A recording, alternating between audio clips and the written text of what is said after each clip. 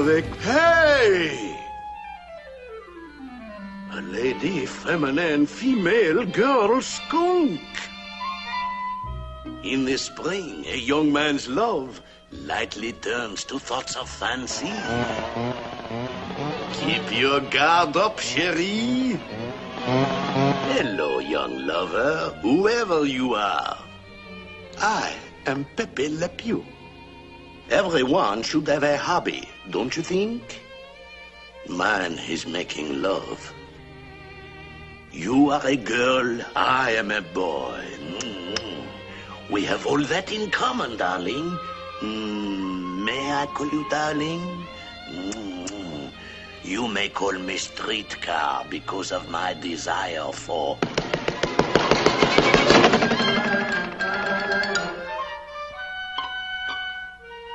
I get a kick out of her.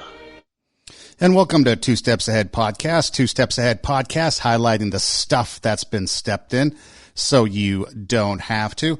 I'm Son Edom, and on the show tonight, what we're going to be talking about is a few things. And first of all, we've got some new stuff going on. I'd like to say hello to all the people watching on Facebook Live. We're here every Tuesday night, 10 p.m. Pacific time. We are on RadioWarp.com on the internet, streaming live, audio broadcast, and Facebook Live as well. And then also on demand at all your favorite podcast spots, plus YouTube, SoundCloud, and IGTV. Our show Instagram is at Two Steps Ahead Podcast, TWO, Two Steps Ahead Podcast. Also like to take a moment to, as we start the show, to let you know about some new swag. We've got some, like the shirt I'm wearing now. We've got some new swag. If you go to our Instagram page, click the link in the bio.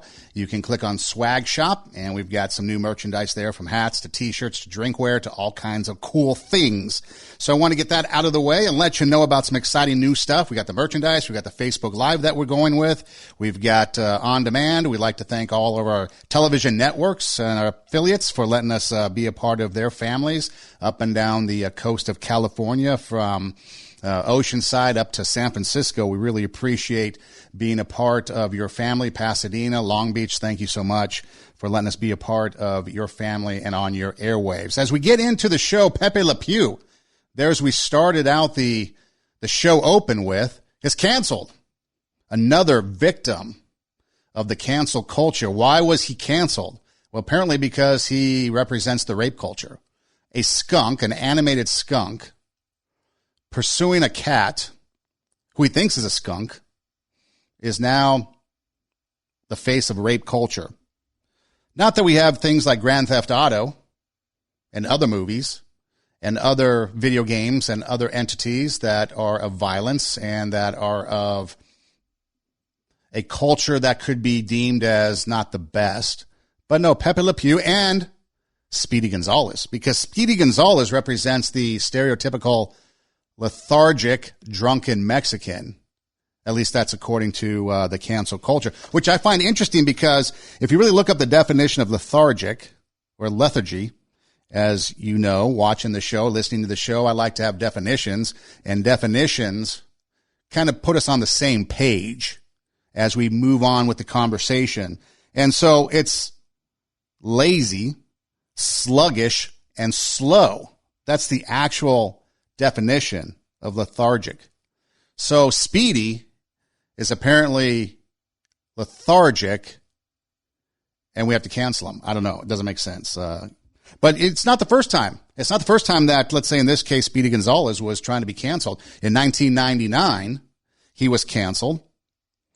Warner Brothers and the entities that would air him, like Cartoon Network, took him off the air. But then the people of Mexico, the Mexicans that watched the cartoon Speedy Gonzalez, they were like, hey, we want him back. He's our cultural icon. Everybody loved him. And in fact, Space Jam 2 is coming out, and Space Jam 2 is rewriting things to get rid of Pepe Le Pew. And Fluffy Iglesias, he's the comedian that plays or is going to be the voice of Speedy Gonzalez. He was saying, why are you canceling us? We love Speedy Gonzalez. And if you go through Twitter and you watch the Twitter feed of all the people talking about it, there are a lot of people with Mexican descent, Mexican heritage that love Speedy Gonzalez. And so who is it that you might ask is going to sit up there on the throne the throne of moral authority and tell us we need to cancel these things. Well, apparently we have a guy, New York Times writer by the name of Blow is his last name. And he's sitting up there and he's thinking about things to write and thinking about things to cancel. And so apparently he's the one that came up with the idea that we need to cancel Pepe Le Pew because he represents the rape culture. Now, Charles Blow is the guy that is the New York Times author that's writing about this. But here's the interesting thing about it. You know, we're talking about cancel culture, right? Things that are offensive, things that should be do away with because of their hideous history. For example, we had to do away with Gone with the Wind, the movie from 1939, because apparently it had racist and it had other types of imagery that wasn't very good for the black community, even though it was kind of depicting the times. You know, some people say if you study, like I have a degree in English, and some people would say that it's an English historical contextual movie. And so there's some history that we can learn from, some cultural context we can learn from. And so there's a lot of things that we can learn from that movie, things good and things bad. But we had to cancel that. We had to cancel Mr. Potato Head because apparently the Mr. is a bad thing. We had to cancel a bunch of other things because they were just bad, like get rid of Uncle Ben and get rid of Aunt Jemima and Mrs. Butterworth. And you can name anything. And if you want to know more about some of that stuff, you can go back to the show last week and listen to it and watch it, and you can see for yourself. But the interesting thing is that when you have this guy, Charles Blow, and he's talking about canceling things, he was a guy that at one time back in 2012, on February 22nd, 2012, he tweeted something because Mitt Romney was running for president, and Mitt Romney is actually Mormon, in case you did not know that. And Mitt Romney at the time was talking about a two-parent household, right? And that's the best way to raise a family and have a family was with two parents. That was his stance. And so Charles Blow tweeted out or wrote out, "Let me just tell you, Mitt Muddlemouth, I'm a single parent and my kids are amazing. Stick that in your magic underwear." And so he drew a lot of flack over the fact that he was making fun of the religious undergarments that the Mormons wear. The Jews also have religious undergarments as well.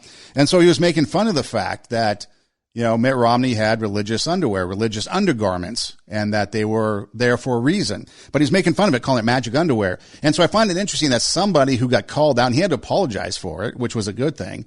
But why isn't somebody like this being canceled when he's the one that is being bigoted toward a religion, when he's the one that is making fun of somebody else's religious beliefs and what their practices are, and yet he's the one that's going to sit there and write columns in the New York Times that the rest of us are going to follow and go along with? When you look at Pepe Le Pew, you look at the fact that not only is he an animated cartoon character, a part of the Looney Tunes, so there is an not iconic, but there's something to that. You know, Looney Tunes. You think about Bugs Bunny, you think about Elmer Fudd, you think about Daffy Duck. And in fact, if you think about all of them, they could all be canceled for one reason or another if you really wanted to think about it. Elmer Fudd had guns. Hey, we can't have guns in our community. We can't have guns. We have to assault the Second Amendment, but take away your guns. So Elmer Fudd has to go. Elmer Fudd has speech impediment. So maybe he's making fun of people that have speech impediments. So, we can't have him. Bugs Bunny, he was racist.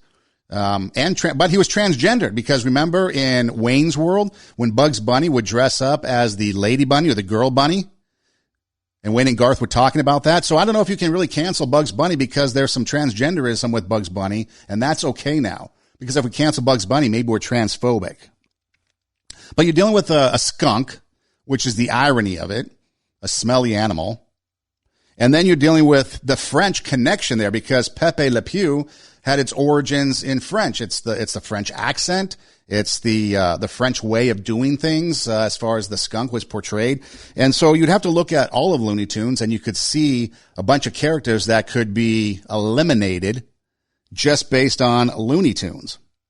And so you've got a guy who is now Charles Blow, the New York Times writer, who is black, which is irrelevant, but the fact that he's black and he's trying to cancel a Mexican cultural icon or something of Mexican culture. So if we're canceling things, okay, so he's black and he wants to write against Gone with the Wind. Okay, I could see the connection. You know, he has black heritage. That's in his history. It's in his family. And so maybe slavery was there.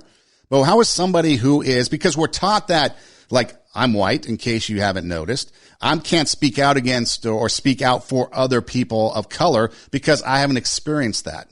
That's what I've been taught. Other people can't speak out for other people because they haven't experienced the same thing.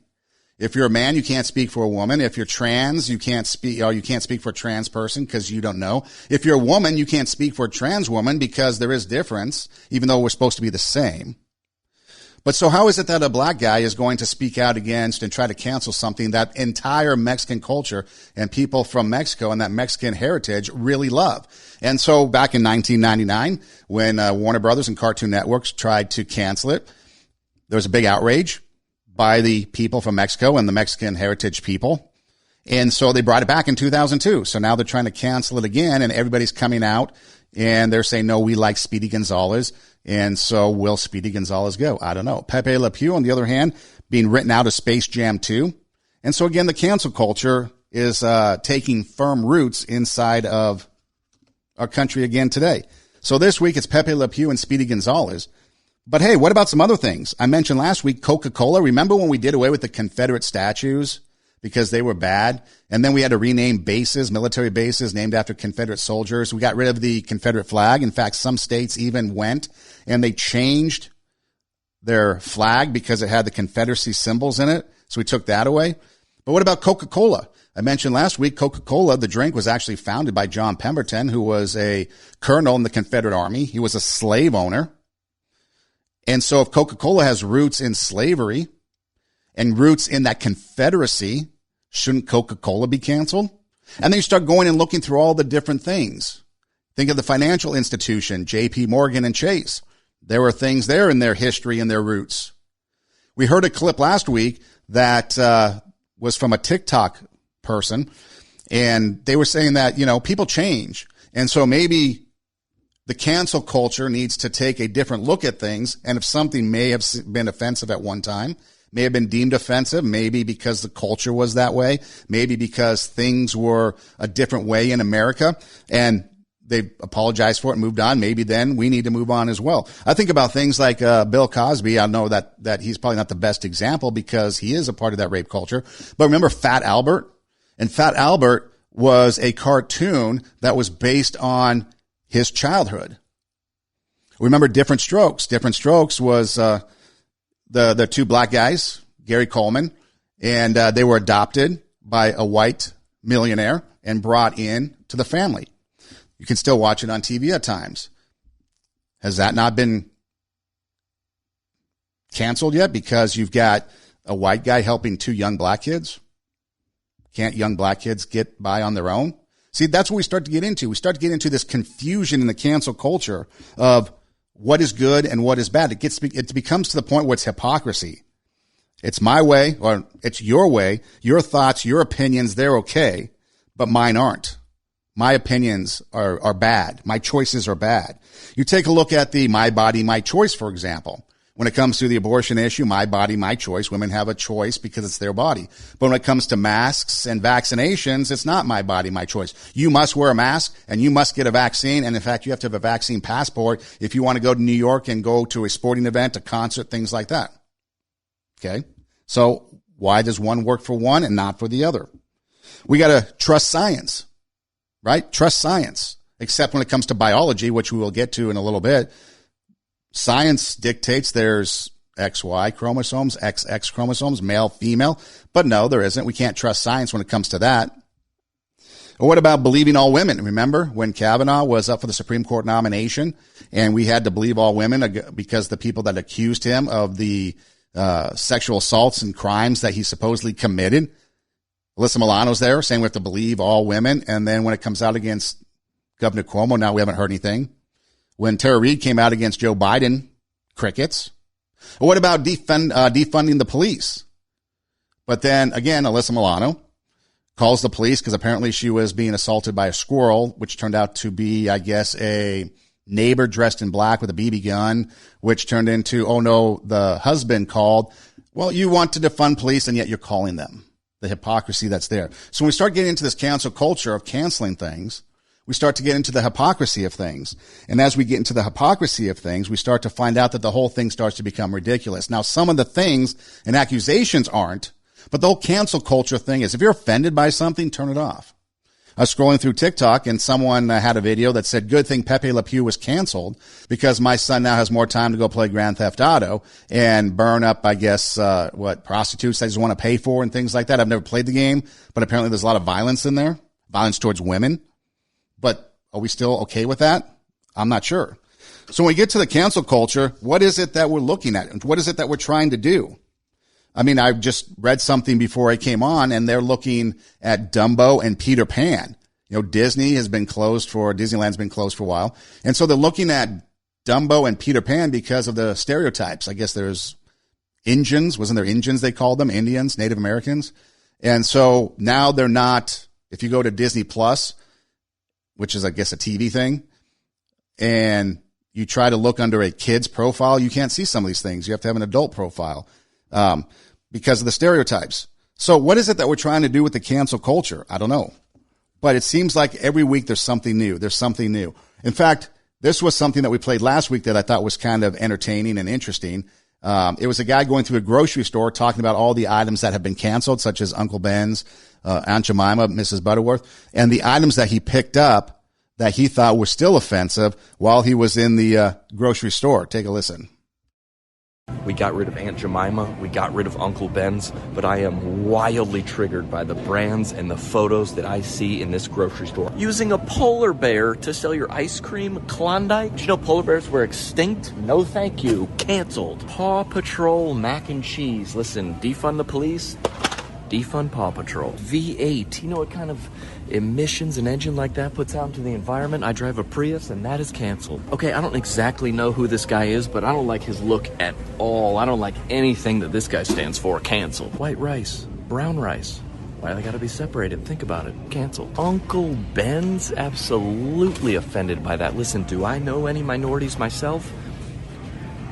No, I don't, but I feel very confident speaking on their behalf on the internet. Hola, Tapatio. Una pregunta. You ever heard of cultural appropriation? Canceled. Oh, look at there. It's a woman leading a cow against its will to the slaughter. Selling popsicles shaped as bullets. Wow, absolutely canceled. Blue Ribbon, everyone's a winner. Thank you, that is the only brand of ice cream I will support. Rebel Ice Cream, wow, why don't you just change this to Soldier in the Confederate Army ice cream? Okay, I just looked up Red Baron. Red Baron is a fighter pilot in the German Air Force in World War I. Seems extremely anti-Semitic. Orville Redenbacher, look at this guy. He definitely made some mistakes in his past. Do you want to cancel him? We can if we want. I'll look up some mistakes that he made in his past and we can cancel him. I need to appease my white guilt by virtue signaling on the internet. I like the fact that at the end there that he talks about Orville Redenbacher. Do you want to look up some things? I'm sure there's something that he has done in his past that would cause him to be canceled. And isn't that the case with everything? Isn't that what it is? If you look up anybody's past, if you look up anything, there's going to be something there that might be wrong. But yet we always go to the racist card. We always go to the white supremacist card. We always go to the Nazi card. We always go to the phobic, whatever phobic card. Because we disagree and we have different opinions and we have different views. I heard somewhere, and I forget where it was, but you don't have the right to be not offended. If you're offended by something, turn it off. If you didn't like South Park offends everybody. Every single religion has been offended by South Park. Every single gender, I guess you could say. There's all kinds of things that South Park puts in there, and yet they're still on. People that like it and aren't offended by it, watch it. People that are offended by it, don't watch it. But if you look at everything, you can go back to all the different people, from current president to the people that are running the government, to actors, to possibly inventors, like I mentioned, Coke. And there's always something that's going to be there. There's always something that's going to be there that we could be like, hey, let's cancel these people because they did something. You know, the other interesting thing that took place this week was, did you watch it? The interview, Oprah Winfrey with the, are they royals anymore now? Harry and Meghan, do we call them royals now, or are they like not royals? Have they been canceled? Did they cancel themselves? Because apparently they left England and now they live here in America. Do we even care anymore about the royal family? After the interview, I didn't watch it straight up. I went and saw some of the clips afterwards. But what I was interested in, I didn't want to watch it because I really don't care. But what I was interested in, and the reason why I'm talking about it, because there was a couple points that I thought were really interesting that kind of fit today. And so I went and watched all the highlights, and there seemed to be a running theme of about 4 things that everybody was talking about. And we'll get to them in a minute. But afterwards, then everybody had their opinions and everybody had their, rebuttals. And I think Buckingham Palace sent out a statement recently and, whatever. But the first thing was you got to take into consideration that everything they say and everything they did, Harry has no line to the crown. So he has nothing to lose as far as being king of England. Okay. The other thing is that there are now hints that Meghan, because I guess she announced on the interview that she was having another baby, a girl this time. Can we call them girls? I don't know. Remember, we're doing away with gender, right? I think in California, there's a law now being debated where we take out girls and boys sections. So I don't know if she's a girl. Maybe she's just a non-binary biological entity. Maybe that's what we're calling people nowadays. I don't know. But anyways, she's having another offspring. And there was some stories, a couple of them that I read, where now Meghan may divorce Harry after the second child. There was another story where I guess it was earlier, which relates to some of the conversation that took place with Oprah, where Harry was furious over the treatment of his wife. And then that was the headline. So I looked it up some more. What kind of mistreatment could there be?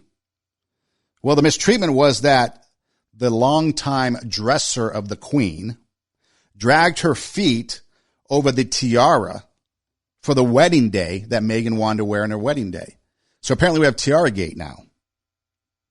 And then there were some issues, which we'll talk about in a minute, about the dresses of the flower girls and what they were wearing and how that brought someone to tears, but we don't know who. Was it Kate? Was it Meghan? I don't know. And then you realize that, with the unfortunate circumstances of Princess Diana and her passing and that tragic car accident, the boys were left a significant amount of money. Some say up to $10 million. So again, now, even though they were cut off from apparently the royal money, they still had personal financing of $10 million. And then on top of that, there's a Netflix deal, which some say could be $2 million a year. Some say $150 million deal, whatever. So again, when you listen to this and you listen to what is going on, you start to hear about a conversation with a couple people that, first of all, have a lot going for them, regardless of the status of the royalty. A little bit of ignorance, because Meghan, she mentioned in one part of the conversation that she did not know what the monarchy was about, had no idea about the royal family and the royalty, supposedly, of England. She did not Google, she said, Harry or anything about him. So again, the things that you hear, if you're in a relationship, if you're going into marriage, I would imagine these are things that you would want to check out, right? The family. They say when you marry someone, you're marrying their family. So wouldn't you want to know about them, get to know about them, know more about them? But the one big thing was this fact about race, how there was a discussion at some point about the skin of the child, which I guess is Archie they were talking about, was going to be too dark, possibly for the royal family. So take a listen to this. In those months when I was pregnant, all around this same time, so we have in tandem the conversation of he won't be given security, he's not going to be given a title, and also concerns and conversations about how dark his skin might be when he's born. What? And you're not going to tell me who had the conversation? I think that would be very damaging to them. Well, what is particularly striking is what Meghan shared with us earlier, is that no one wants to admit that there's anything about race or that race has played a role in the trolling and the vitriol. What was that conversation? That conversation I'm never going to share. But at the time it was awkward. I was a bit shocked. Can you tell us what the question was? No, I'm not comfortable sharing that. So you have an accusation being made and you take the accusations seriously. But then when you aren't going to release any more information, why even talk about it? Because all you started doing is speculating. Everyone automatically thought it was the Queen. Well, Buckingham Palace released that it wasn't the Queen or apparently Prince Philip that was talking about it, so maybe it was somebody else. So you have these accusations flying out there, so they're looking to be victims and share this thing. And racism is bad. We all know that. We all know we denounce racism. But aren't there times that we've learned? So again, remember, Meghan doesn't know anything about the monarchy, doesn't know anything about the royal family by her own admission. If you go back, and I guess you can pay money now to go watch it on different streaming services, whatever. But if you go back and watch it, you listen to her say that she had no idea what she was getting into, basically. So maybe somebody does have to, because she goes on and talks about how the tabloids went after her dad and how she wanted to get information, how they wanted to get information about her from her dad. And then her sister was involved in the tabloids create the news. They make the news. They don't just report it. So she goes on and on and on and criticizes the tabloids and how they've been horrible for her and Harry and the family, right? Okay. So with that being said, if the tabloids are creating news, creating stories, creating drama, they held off on a story apparently about her dad until right before her wedding to create drama, she said. So if that's the case, maybe there's some credence to the fact that somebody needs to ask the tough questions, because the media, the tabloids might have a field day. And maybe you want to try to come up with something to get out in front of it. We follow American politics. If you follow American politics, you realize it's all about the narrative. It's all about getting in front of the story. It doesn't matter if the story is true or not. It's the narrative we put out there. You watch any type of movie, scandalous movie regarding any type of political figure. There's always a scandal, and then it's the narrative. We got to get ahead of the story. So maybe there was a tough question or two that had to be asked. I don't know. But yeah, we want to believe that she's a victim of racism. Maybe. I'm not discrediting it. I'm not denying it. I'm just bringing up the opposite point.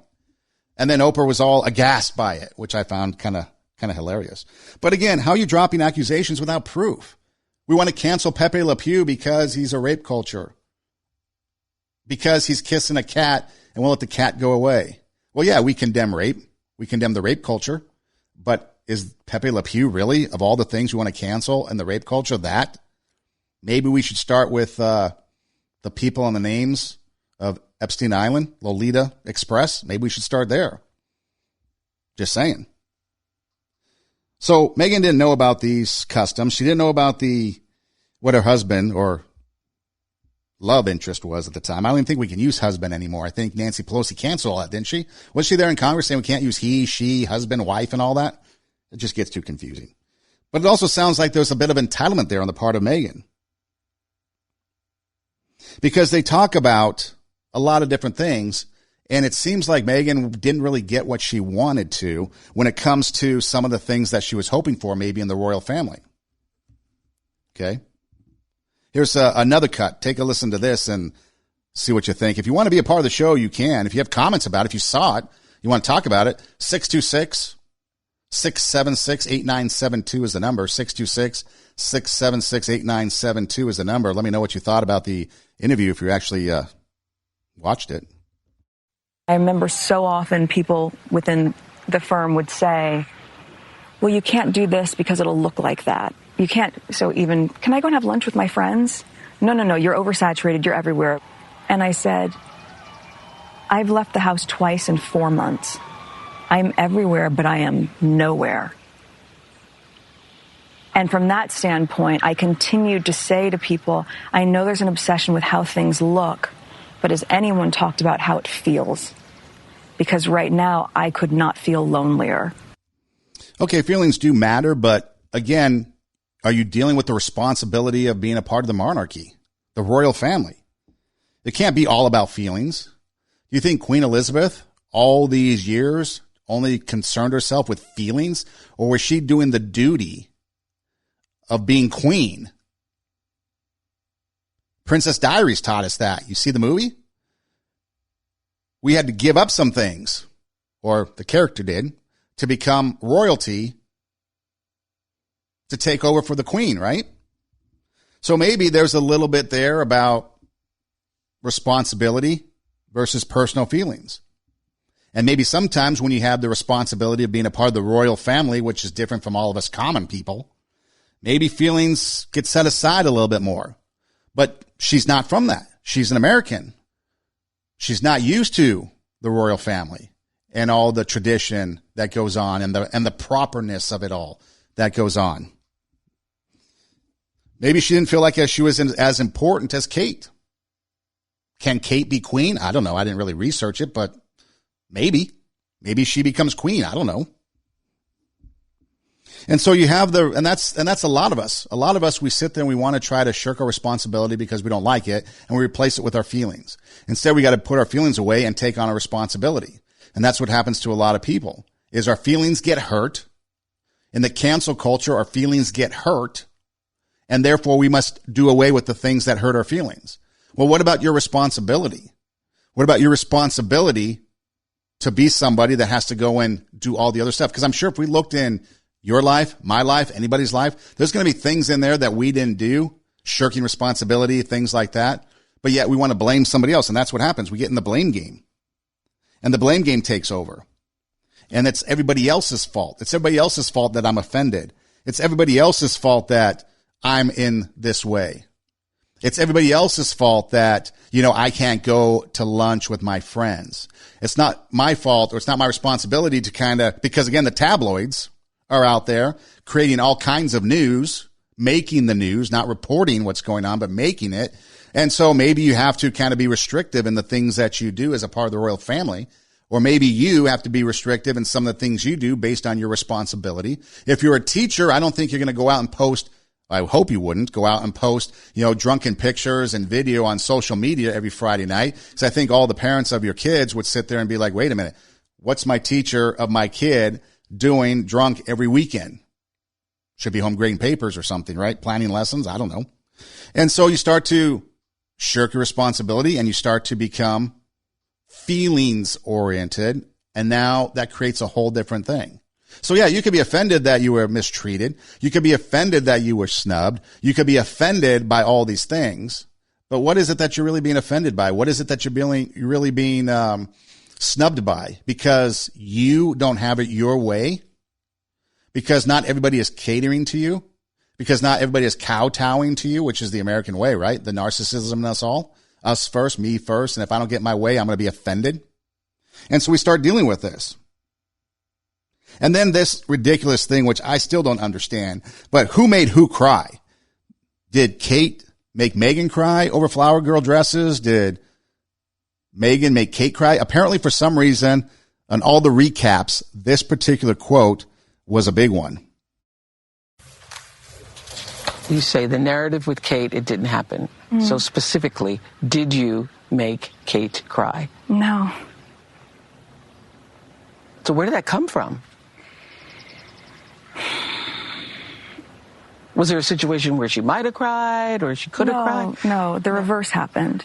You knew all along, and people around you knew that wasn't true. Everyone in the institution knew it wasn't true. So why didn't somebody just say that? It's a good question.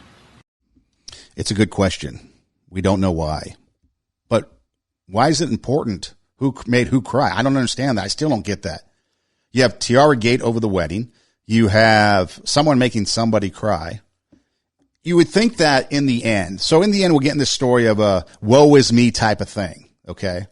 And if you think about the things that we've talked about the last few weeks, about raising the standard, about that inner greatness in us, remember this?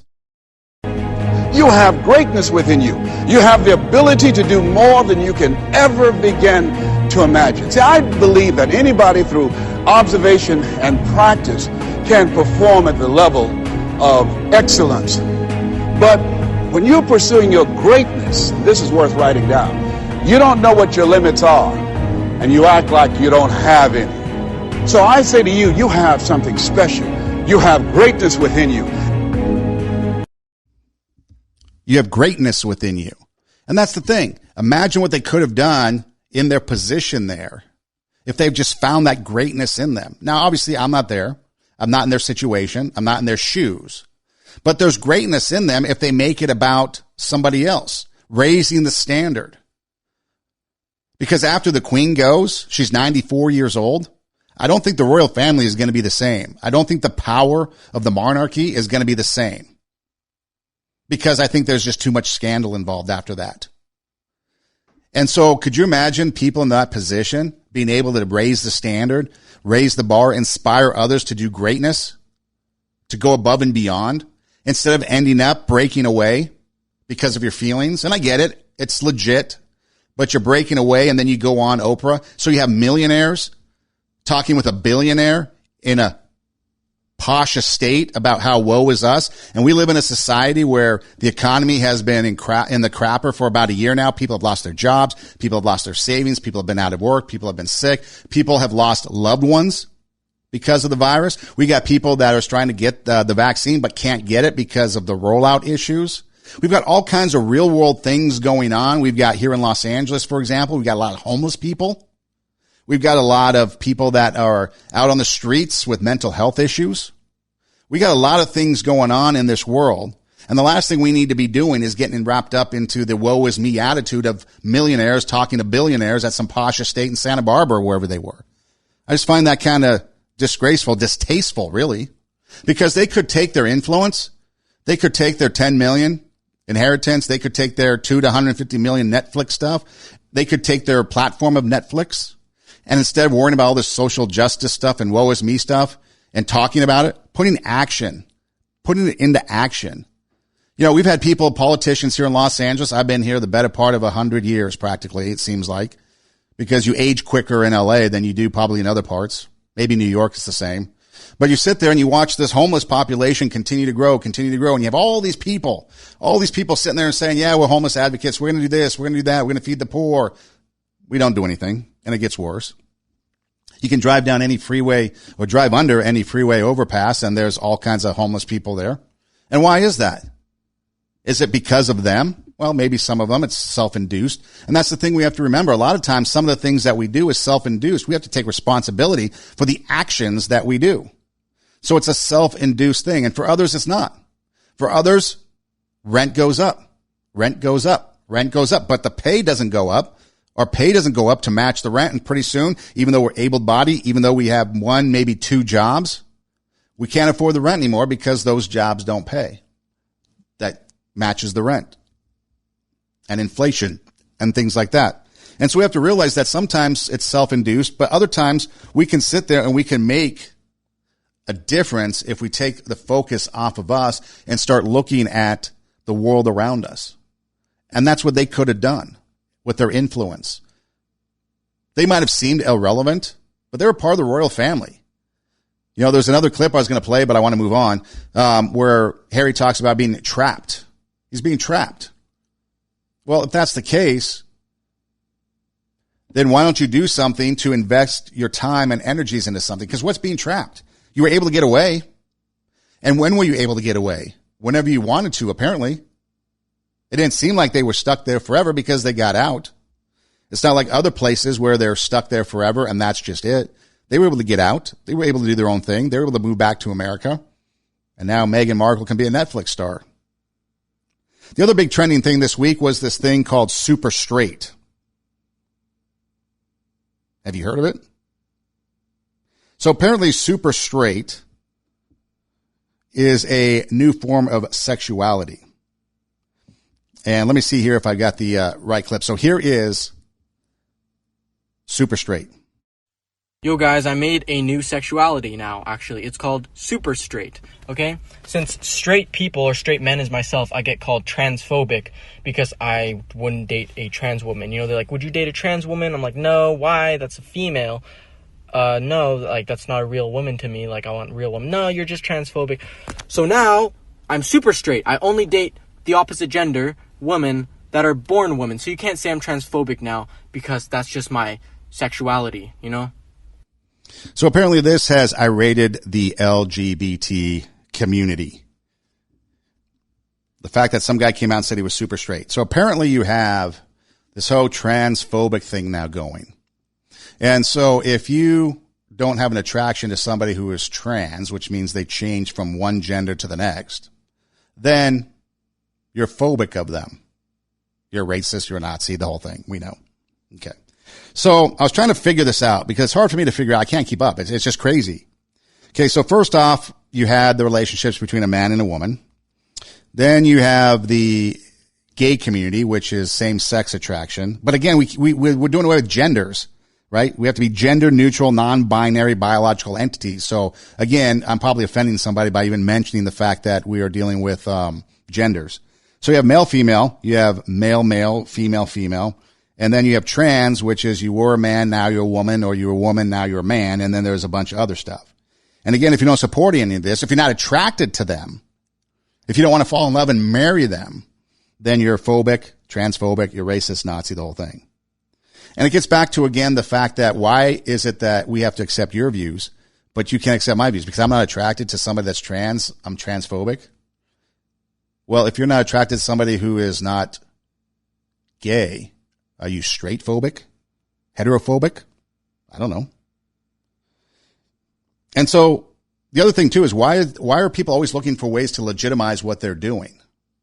I'm not saying it's right or wrong, but oftentimes when you're looking for a partner in crime, when you're looking to legitimize what you're doing, maybe there is something there saying that, wait a minute, there is something wrong. So maybe you calling people transphobic, maybe that is wrong because you're trying to justify why you're calling people transphobic. You're trying to justify why we're canceling Pepe Le Pew. So maybe your view is off a little bit because you're trying to justify it. Because I think on a whole, people would know, society as a whole, although now I think about it, I kind of regret saying that, but I think our society in a whole would know right and wrong. But like I said, I think we're getting away from that. So if you're attracted to somebody, you're attracted to somebody, right? But if you're not attracted to somebody, then you're phobic. And so here was a response to somebody, which I thought was hilarious as to what the guy said, being super straight, right? The reason that we're so pissed off about this trend is because it's definitely to make fun of us. It's not to be a legitimate thing. The reason that they're saying super straight and making it like a flag and all that stuff is to make us upset. Now on to the legitimacy of that attraction thing. What is the thing that identifies a trans woman over a regular woman? Name something. Okay, so you want to know the difference between a trans woman and a naturally born woman? Which again, I'm probably offending somebody by calling them women because we can't have genders anymore. But reproduction, I looked it up. I did extensive research.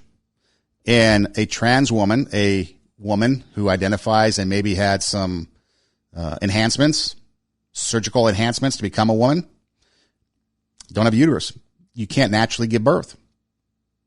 It's not there. I looked every single medical journal I could find. I haven't found it.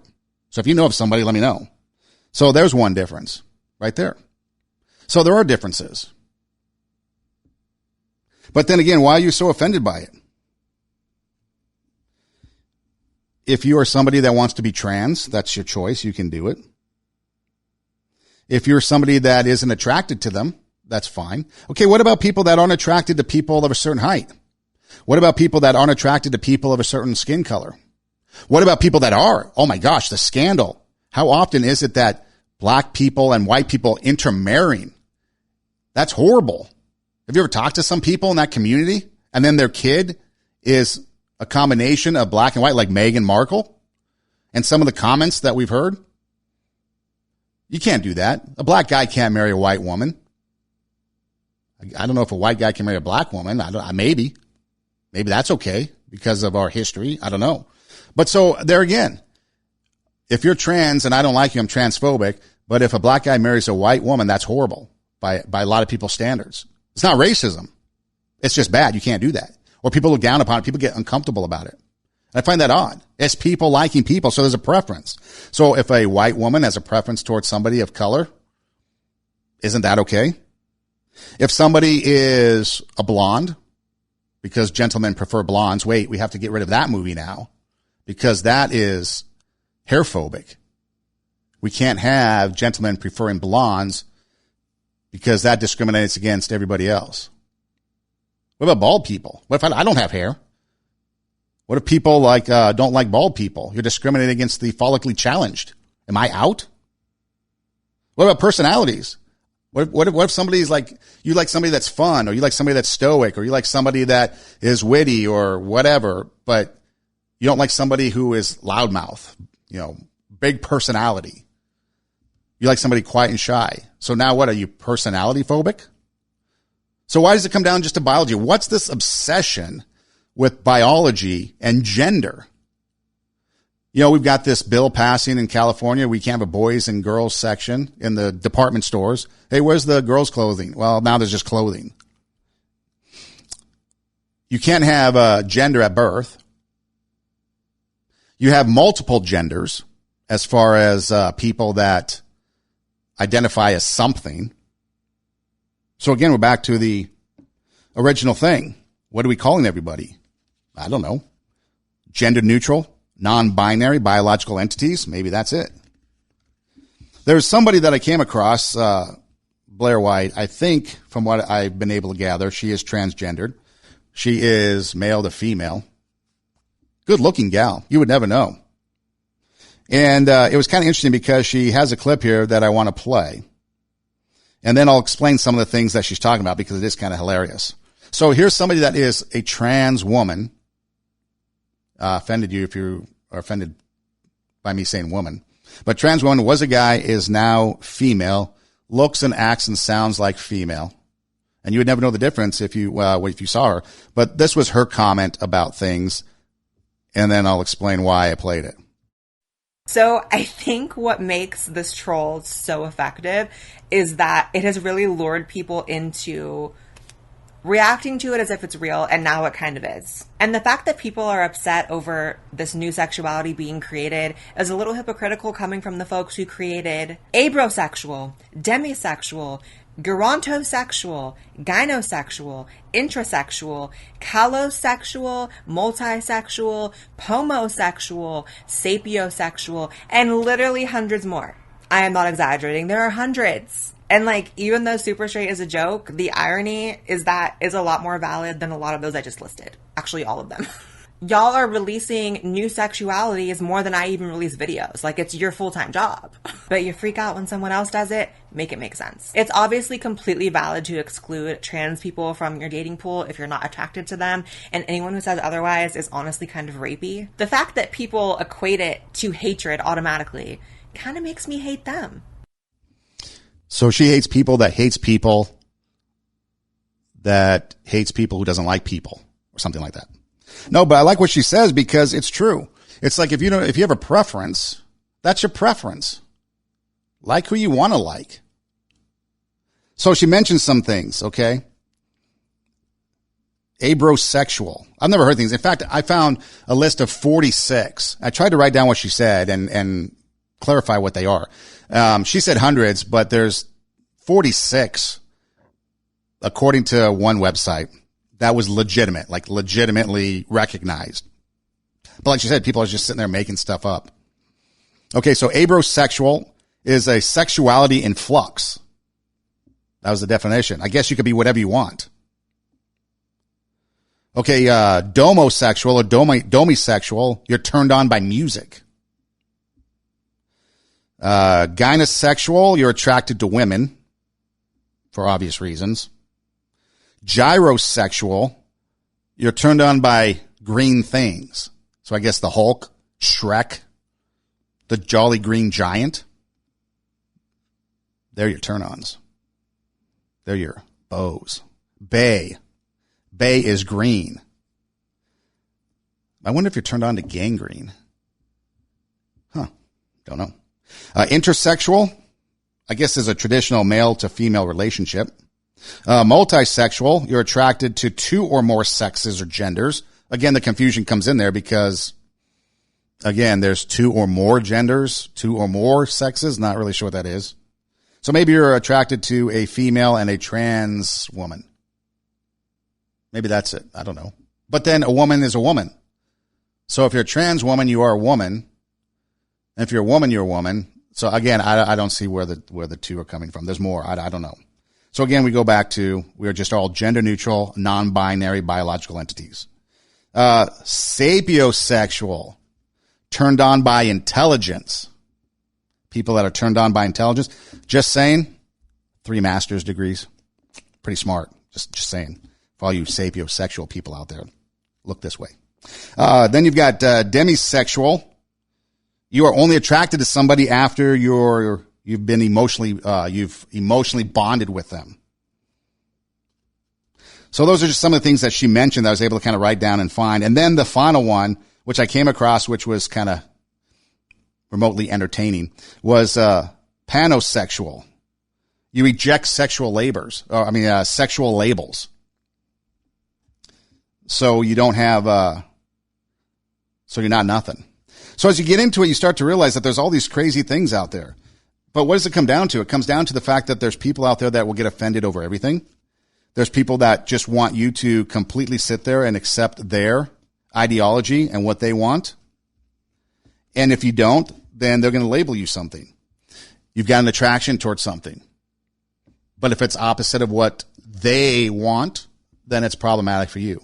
You're transphobic. You're heterophobic. You're blonde phobic. I don't know. Follically phobic. Because gentlemen prefer blondes. Blondes do have more fun, I hear. Got to do it with that, though. Got to cancel those movies. Those are pretty bad. And so what do we do? Where do we go from here? What's the thing? And I think it comes down to this. If you don't like something, if it's not illegal, if it's not harming somebody else, it's, I don't want to say irrelevant, but is Pepe Le Pew really relevant to anything except being cut out of Space Jam 2 because people were offended by a perceived something? Because somebody said, that's the other thing. Why is that people are now all of a sudden offended by Dr. Seuss? So the guy that's making these accusations against Dr. Seuss and against Pepe Le Pew, he's somebody that was bigoted towards the Mormon religious undergarments. He apologized for it, but are we going to follow what he says? Is he really the authority on what we should cancel? Because he was bigoted himself, are we going to follow a bigot? Just asking. Don't know if I have a question for that. Who is your influencers? We've talked about that on the podcast before. Who's influencing you and the decisions that you make? Maybe you need to check those. Maybe we need to worry about taking their eyes off of us and putting it on somebody else. Maybe we need to sit there and maybe we need to think about having what was called the lion mentality. If the lion is the king of the jungle, how can he be the king of the jungle? If he's not the biggest, the elephant is probably one of the biggest. He can't be the fastest because that's a cheetah. He can't be the smartest. So he's not the biggest, the fastest, or the smartest. So how does the lion become the king of the jungle? His mentality. That's the only difference of a lion and an elephant. When a lion walks up and sees an elephant, he thinks lunch. An elephant thinks run. And it's all mentality. Because when a male lion walks up, he may be outnumbered by a pack of hyenas, but I'm king of my jungle because of my mentality. King of my jungle because of my mentality. Is your mentality going to be one where you're the king? Where you're going to sit there and decipher between what's legitly wrong, and what is just a waste of time? What doesn't even count anymore? Are we going to spend our time worrying about these little things? Or are we going to go after the bigger projects, go after the bigger picture, go after the bigger things that matter? Are we going to raise the standard in us so that we can be an inspiration for other people? Instead of being the victim and playing the victim, are we going to go after and see what we can do to help other people? Sure, we all have our things. We have our issues, and those are legit. What happened to Harry and Meghan? Probably legit, and that's fine.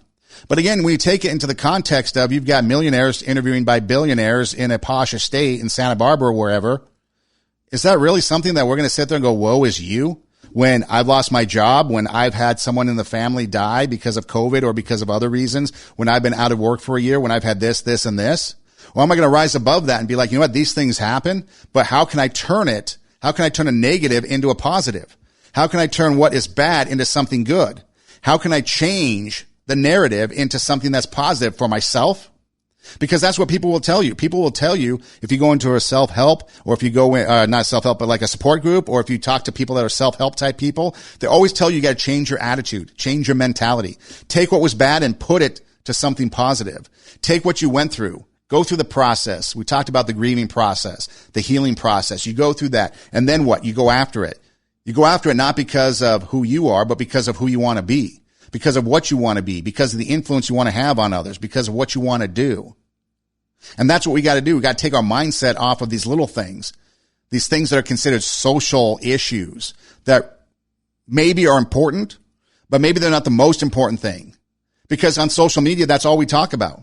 You get on social media and they did this super straight thing and they canceled. TikTok took off all the videos talking about super straight, but they left all the ones on that were bitching about it.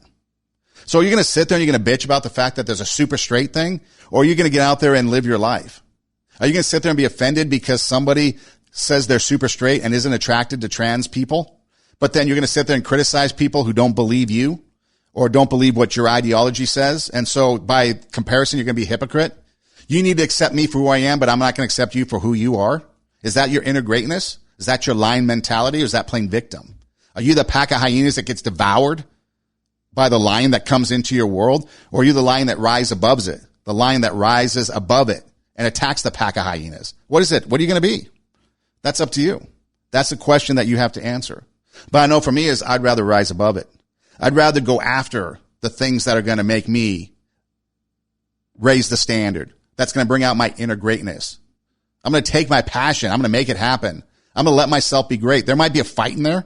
I might have to get into the weeds a little bit and sling arrows to fight for what it is that I believe in, for fight to believe in what I want to get accomplished and things like that and my beliefs. There might be a fight coming, but it's going to be something that's going to promote something that's going to be beneficial.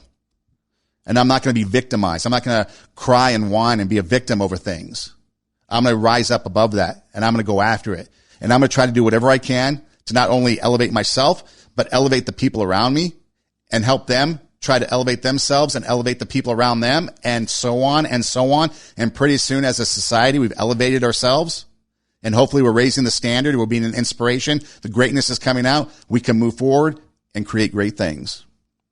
2 Steps Ahead podcast, highlighting the stuff that's been stepped in so you don't have to. My name is Son Edom. You can find me on Instagram. There are 2 places. There's the show Instagram, which is 2 Steps Ahead podcast, TWO, 2 Steps Ahead podcast. Then there's my personal podcast, which is Edom Rocks, EIDEM ROCKS, Edom Rocks.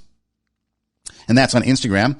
And then if you go to the link in the bio, there's a Linktree link in either Instagram.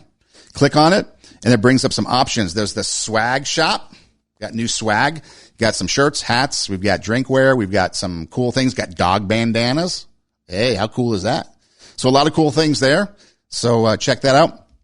YouTube, SoundCloud.